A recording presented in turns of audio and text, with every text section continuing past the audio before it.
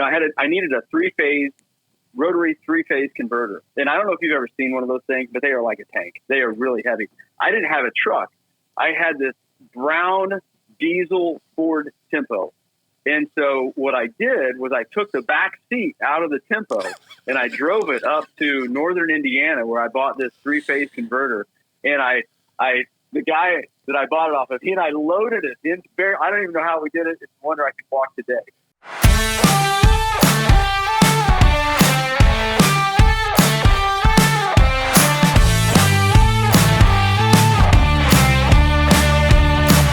And welcome to another episode of Company on the Rise, your podcast about entrepreneurship in real time, not before we did it or after it was done, but while it is happening.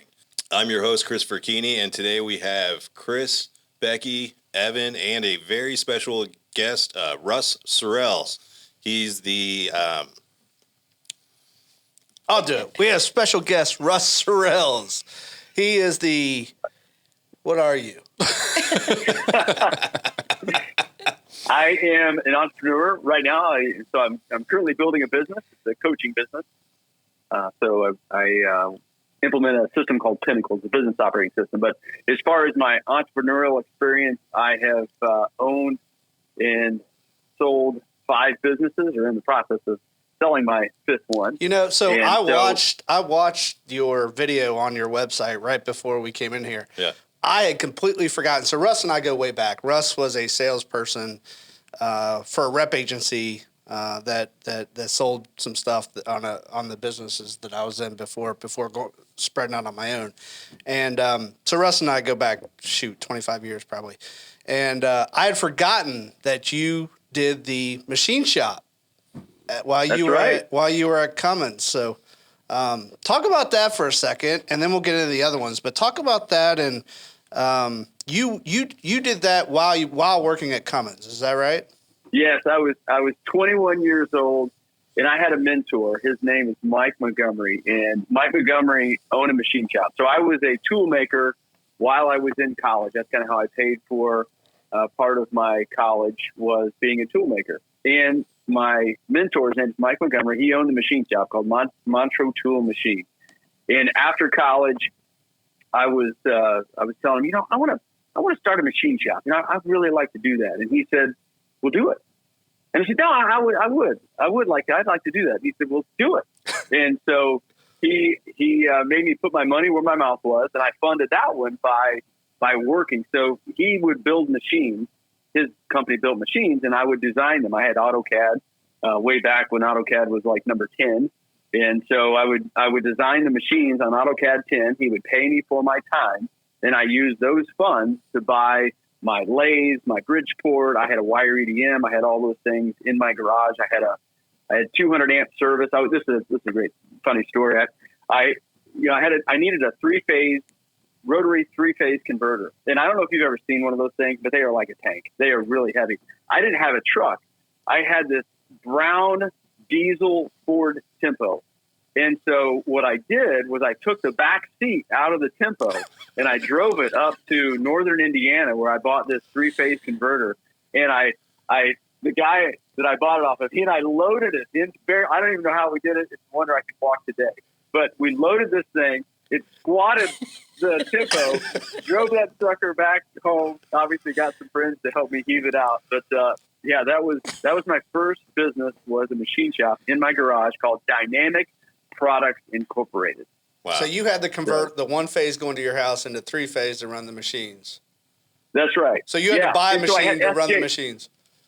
I had SJO plugs, right? So I would run the lathe. I'd plug the lathe in. I'd run the lathe, and then I'd have to unplug it, plug the Bridgeport in, run the Bridgeport, and then I'd unplug that and plug the wire EDM in and run the wire. So yeah, it was quite a. How long did you end up doing that for? Shenanigans. I did that for about 4 years. Wow. And then I got an opportunity to move to Michigan and get into sales. And I didn't know a single human being in Michigan, but I knew I needed to get out of Indiana because I was enjoying my friends too much. We were drinking every night. And I said, okay, this isn't going to be healthy for me long term. So sold all the equipment, sold the house, and moved up to Michigan. What about the and tempo? Started in the rep business. What's that? What about the tempo? Did you sell that too? Oh, so it turns out you got to put oil in vehicles. So it had a small leak, and it had a small leak, and I would just put oil in it, and it had been a while since I checked it. I'm sitting at the light there in town, and I go forward, and it goes, "Arr!" And so it locked up right there at the Exxon station. So it was. That's convenient. Push it in the Exxon station, and that was that. That's when he figured out I better get into sales because I don't know a damn thing about machining. Oh, that vehicle! My friends called it the turd. They're like, "Hey, Russ, we're going to take the turd." But that thing, it got 50 miles to the gallon. So for a college kid, it was ahead of its time. Yeah. When you're in college, you'll drive anything. So you went to work for a rep agency, which is where Russ and I met, and he's one heck of a salesman, by the way. And then you got the bug again, right? To kind of go out on your own and talk about that decision and that funding and what was involved in that, and because I think actually. The companies that you rep for kind of help you with that transition, if I'm not mistaken, and you were able to use your relationships there for a little bit of the funding to get you started with that. So talk about that for a second. Yeah, for sure. So I decided early on. So a couple years into this sales thing, it took me 6 months to sell anything. I didn't sell anything for 6 months. Finally sold. We called it these little things the T20. So I sold. I just said you were a good salesman, and then you blew it. It was 3,900. Well, you got to learn, right? I was an engineer at that point. I worked at Cummins Engine Company before I moved up there, right? So I sold a $3,900 instrument. My boss just makes so much fun of me. He's like, "Hey, Russ is on the board. Finally sold something, huh, Russ?" He's just joking. So, I mean, I got more determined to be the best at this from that shellacking. And so I just built up my skills over the course of time. Had a mission of 6 to 7 companies a day I wanted to visit, and started to get pretty proficient at it and good at it, and learn the lingo and what you need to do. And say, gosh, I don't need this company. I could do this on my own. So during this time, Russ isn't giving himself enough credit. He ended up being our number one salesperson nationwide for that business. So he went from not selling anything for 6 months to number one in the country. Yeah. Wow. Yeah, appreciate that. And one year I won every award. It was that was my favorite year. We only have one award, so don't. It sounds way better the way you said it. What happened to that respect thing?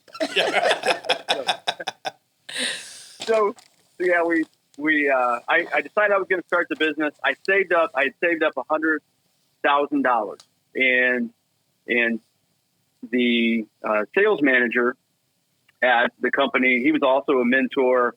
His name was Greg, just a wonderful human being.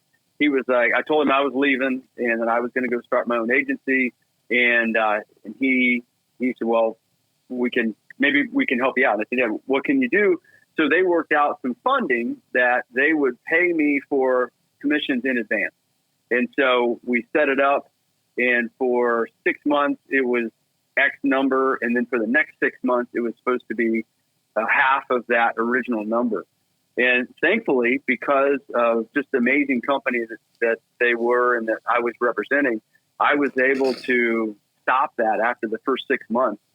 No funding was needed because the commissions were coming in. It was all paid back, and I had commission revenue above that. So it was an amazing experience. And then what happened there is, as the commissions continued to come in, I would sock that money away and for a rainy day. And I started then investing in businesses as opposed to putting it in the stock market or growing my own agency. I really only needed one employee for the territory that I had. And so I started to use that money to buy other businesses. The first business that I bought was actually with my sister-in-law. And it was called Spin Dry. It's a laundromat up in New York, in Catskill, New York. She still owns it today. So I helped her fund that. We went into that together, and that was a wonderful experience. Helped her get going. worked with her on the plan, and then she did great from there, and she bought my portion out. So that was kind of a first experience in partnering with someone to help them be successful. And then I got this great idea. So I bought a car wash, an oil change facility, but that required an SBA loan. So we got a $1.8 million SBA loan. This business was crushing it. It was cash flowing $40,000 per month. And so really a no-brainer, just put a little cash in, a couple $100,000 down, which is what we ended up putting in, $470,000. We had a $1.8 million SBA loan from Uncle Sam, which is a great way to fund, by the way. So if you have an opportunity to do an SBA fund, now they do want your firstborn as well as blood samples and everything that goes along with it. It's a process to get an SBA loan, but the beautiful part about it, you're putting your personal everything on the line when you do an SBA loan, but it's a huge opportunity because you get lots of. There's a lot of people that can get SBA loans as long as you're buying a business that generates profit. There's a lot of opportunity to get SBA loans. Now, if something bad happens, then that means you're going to probably lose your house. That's right. You're personally liable for that. Now, but what I really have appreciated about the SBA loan. So the first loan funding that we did when we bought the laundromat, we funded it through a local bank. And each year, the local bank requires you to share all of your financials with them. So every year, you got to go through the process of digging through this and digging through that and updating the numbers. And while I guess it shouldn't be, it's kind of petty of me to not like that. I mean, it's ultimately they gave me money, but it's just a pain. You got to do that every time. So they could pull the loan at any point in time. The SBA, they never, as long as you're making the payment, you never hear from them. The business could be gone. I mean, in theory, right? The business could be gone. If you're making the payment, the SBA doesn't care as long as they're getting their money. When they don't get their money, though, that's a problem. But so that's the different type. So far, the first business you kind of self-funded, just scrapping and saving. The second business you developed some relationships and you kind of you got kind of a loan from the companies that you were selling for to kind of get you started there. Right. And then the car wash, you did the SBA loan. And my favorite is the next one that you bought for $1. Yeah. So there was a business, a prosthetics and orthotics business that a good friend of mine was a part of. And so I knew this business very well. He was my peak performance partner. So Kelvin and I got together every Sunday morning at 6:30, and we challenged each other and in life and business and all things. So I knew this business, and he was the owner was starting to have some difficult times. And Kelvin didn't have the finances to buy it or to fund what was required for the business. So we got to looking into the numbers. I mean, a hot mess this business was. And so in going through the process, we ended up buying the business for $1. But I had to put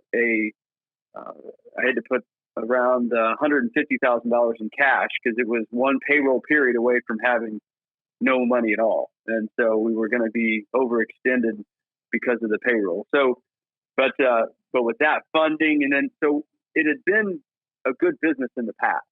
So I knew what I needed to do was get in there and find out what broke. Something broke along the way. And we got in there, and sure enough, thankfully, within the first couple of weeks, we figured out what it was. We hired an outside company to do our billing for us, and immediately it shot through the roof. And that business has been a real success story the people in it have done wonderful. But that outside service was really helpful. And that's another key lesson is someone else, even though we have to pay them 6% of our revenue, 6%. So whatever they get in from billed and received, we have to pay them 6%, which is a lot. But at the end of the day, if we weren't doing it on our own, that means we were getting zero or half of what we should have gotten.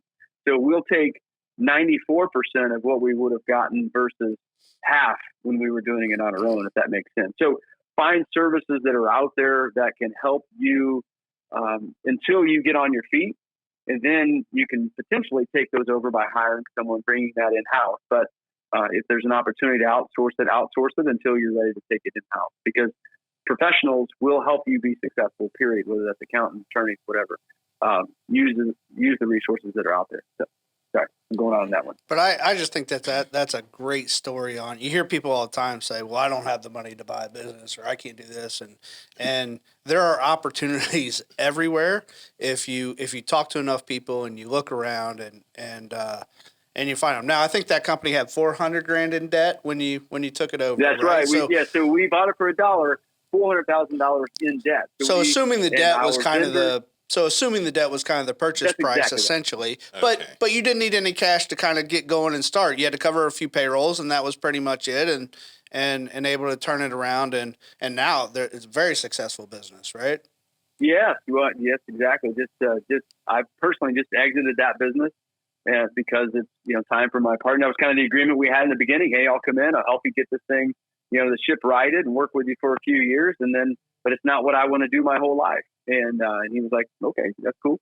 And so we were able to actualize that vision just this past couple of weeks. So nice. So is that kind of what your focus is now, kind of getting into businesses and helping them out and figuring out what their problems are and how they can be successful? Yeah, that's what it is so fun. It's so fun. So I implement a system called Pinnacle, and Pinnacle is a business operating system. So when you think of a sports team, professional sports team especially, they've got a plan. They've got a program, right? So they've got a coach that's calling the plays. They got a quarterback that's running the plays.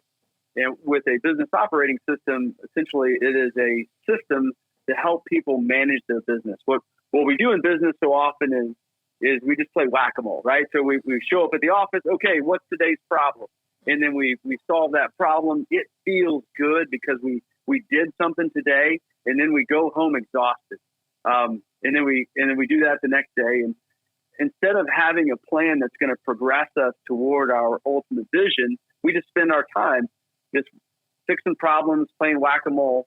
But when we have a business operating system, it helps us to keep the main thing. So we get the whole organization focused on, here's our goal. Here's our main goal, our main objective. Here are our core values. Here's our core purpose. We create these filters through which all decisions are made. Our hiring decisions, our firing decisions, our decisions as far as business partners. We're filtering all of that through a system that we've created. So the system is called Pinnacle, but ultimately what I do is work with the leadership teams of these organizations to create that framework. And then every decision, everything we do is focused and filtered through that framework we've created. So Russ, talk about how important, you're a inherent sales guy to begin with. So I think it's much easier for you than a lot of people, but for me, I think my eyes have been open in the last 10, 15 years on really how important it is to network and join these peer groups and just get to know people, because just having the conversation and voicing what your goals are and what you want to do and listening to what other people's goals are and what they want to do, opportunities show up all over the place when that happens. It is unbelievable when you put it out there, for sure. So I'm involved in what's called the Entrepreneurs Organization, EO. EO is a global organization. They've got, I think, 15,000 members now. It's just an amazing organization. If your business revenue is above 7 figures and you're a majority owner in that business, then that qualifies you to join EO. Vistage is another peer group. It's a different function than EO. EO is more peer-led as opposed to Vistage, which is led by a Vistage chair.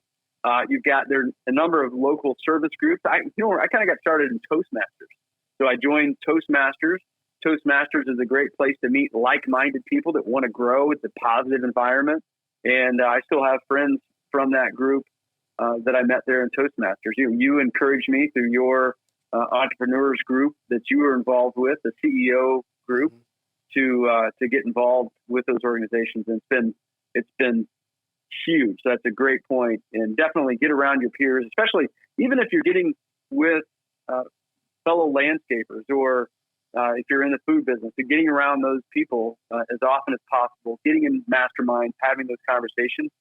It explodes your opportunity, as well as it helps expand the possibilities. And plus, I think I'm always surprised and amazed and really thankful that I'm surprised that as you talk to other business owners or just other business people in general, how willing they are to help you when they hear your story and hear what you're trying to do. And they just, I'm amazed at how many people are like, man, I'd love to help you. I can't help you, but you should go talk to Henry over here because he kind of does something that you that might interest you or something like that. And those conversations seem to happen all the time when you are telling people what your goals are and what you want to do. Yeah, absolutely. And that's we're almost programmed or driven that we just don't like to talk about those things. And I think one of the reasons is because we're afraid of failure, right? So if I tell you I'm going to do something and I don't make it happen, well, I have failed. But really, you put it out there. It's amazing to me how the world seems to line up for you to hit your goals. I'm a big believer in manifestation, setting a vision, all that stuff. Had a situation where in one of the businesses that I transitioned out of, CapEx Sales was the business I started down here in the Carolinas many years ago, the rep agency. And I had transitioned out of that business. I sold that business back in December 2020.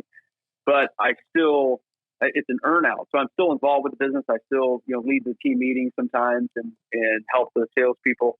And one of the salespeople, the guy that I had hired and trained, he quit. And so this was on a Friday. I knew he was going to quit on a Friday. I'm like, oh my gosh, what are we going to do? I don't want to go back into sales. I got out for a reason. And so I'm thinking, and just going through my network and going through the phone, and man, I know I've got the ideal person that's going to be great in this role. Thought about it all weekend. Monday morning, 10 o'clock, my phone rings. It's a Pontiac, Michigan number. I didn't know it. It went into voicemail. And so later on that day, around lunchtime, I listened to the voicemail, and it was Mike Whitaker.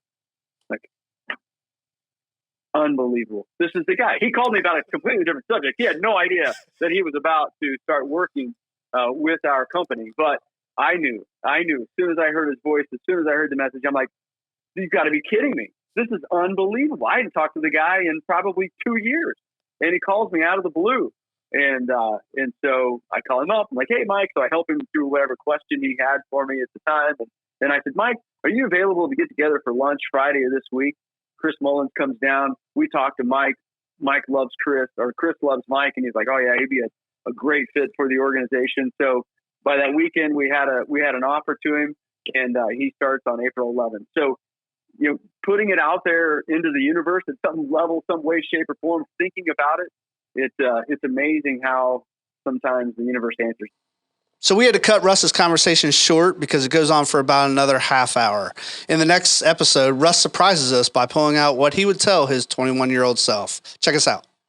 Make sure you check out Russ's website, ownyourcategory.com, and also go to companyontherise.com.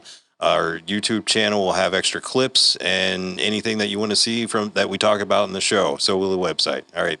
Thanks for watching.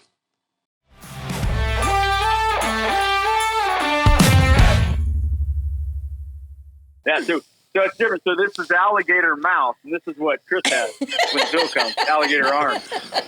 Yeah, at dinner, after dinner. Yeah. Yeah. It's like in that movie. He's like, I got this big head, these little bitty arms. Why aren't you seizing the boy? Yes, yes. I love that scene. You're still here? Click here to subscribe. Clearly you like us.